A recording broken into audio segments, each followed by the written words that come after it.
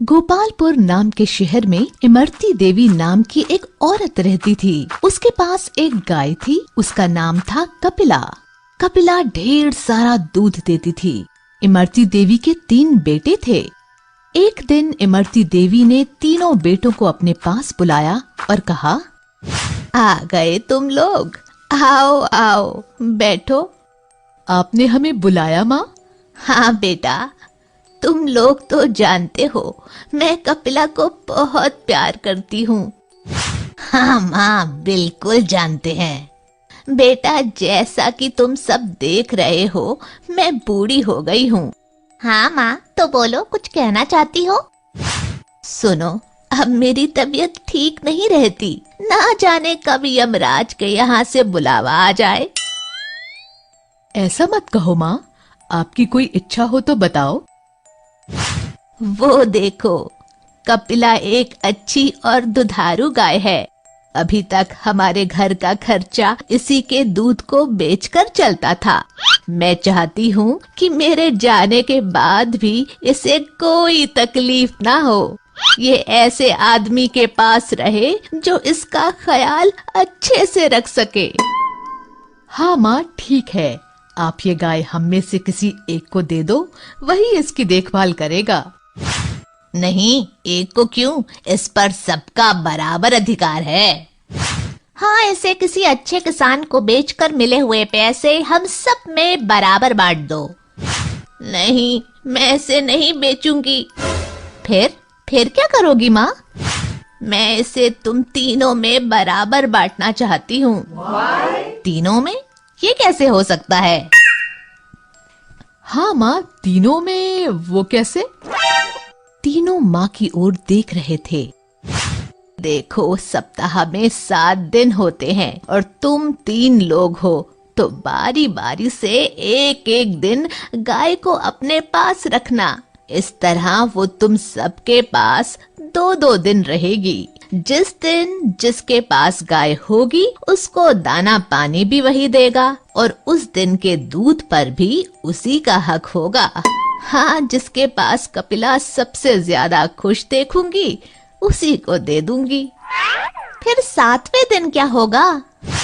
बताती हूँ। 7वें दिन कपिला को मंदिर के पुजारी जी के घर में भिजवा दिया करो, जिससे वहाँ के दूध की खीर बनाकर ठाकुर जी को भोग लगाया जा सके। फिर उस दिन दाना कौन देगा? मैंने पुजारी जी से बात कर ली है। उस दिन मंदिर के चढ़े हुए फल और बचा हुआ प्रसाद कपिला को खिलाया जाएगा। ठीक है माँ, जैसा आप कहो। तुम सबसे बड़े हो, इसलिए सबसे पहले वे तुम्हारे घर रहेगी। ठीक है माँ, जैसा आप कहो।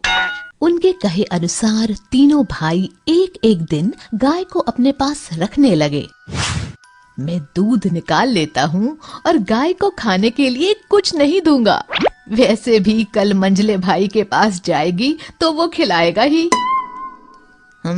आज मेरा नंबर है, मैं तो दूध निकालूंगा।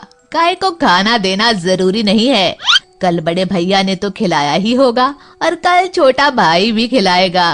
तो मैं ना खिलाऊं तो किसी को कानो कान खबर भी ना होगी। 2 दिन से खूब खा रही हो कपिला, ज्यादा खाना नुकसान करता है। आओ, आज सिर्फ दूध दो मुझे। इसी तरह तीनों भाई दूध निकालते और उसे खाना कोई नहीं देता, लेकिन पुजारी जी कपिला को अच्छे से भरपेट खाना देते। इमरती देवी देख रही थी कि कपिला धीरे धीरे कमजोर होती जा रही थी। आखिर उन्होंने सोचा क्यों ना कारण पता लगाया जाए और बारी बारी से तीनों बेटों के घर जाकर जांच की। सबसे पहले बड़े बेटे के घर जाती हैं और छुप कर देखती हैं। आओ कपिला, मैं आज जल्दी में हूँ, दूध निकाल लेता हूँ। वैसे भी कल मंझले भाई के पास जाओगी तो वो खिलाएगा ही, तब ज्यादा खा लेना। मंझले बेटे के घर। खाना देना ज्यादा जरूरी नहीं है, पर पैसों की बड़ी जरूरत है। आज दूध बेचकर कमाऊंगा। कल बड़े भैया ने तो खिलाया ही होगा और कल छोटा भाई भी खिलाएगा। तो मैं ना खिलाऊं तो किसी को कानो कान खबर भी ना होगी। हमेशा की तरह। छोटे भाई के घर देखती है। 2 दिन से खूब खा रही हो कपिला, ज्यादा खाना नुकसान करता है। आओ आज सिर्फ दूध दो मुझे। तीनों जगह इमरती देवी को यही देखने को मिला। कपिला की ये हालत देखकर इमरती देवी बहुत दुखी हुई और उन्होंने सोचा मंदिर जाकर भी देख लिया जाए। वहां जाकर देखा तो वहां उसे भरपेट भोजन मिला और थोड़ा दूध कपिला के बछड़े के लिए भी छोड़ा था। तब इमरती देवी ने कपिला को पूरी तरह से मंदिर को दान कर दिया। माँ, ये मैं क्या सुन रहा हूँ? तुमने कपिला को मंदिर में दान कर दिया? हाँ माँ, हमें बताना भी जरूरी नहीं समझा? कम से कम एक बार पूछना तो था। मुझे किसी से नहीं पूछना। मैंने तुम तीनों को देखा है दूध निकाल कर रखते हुए।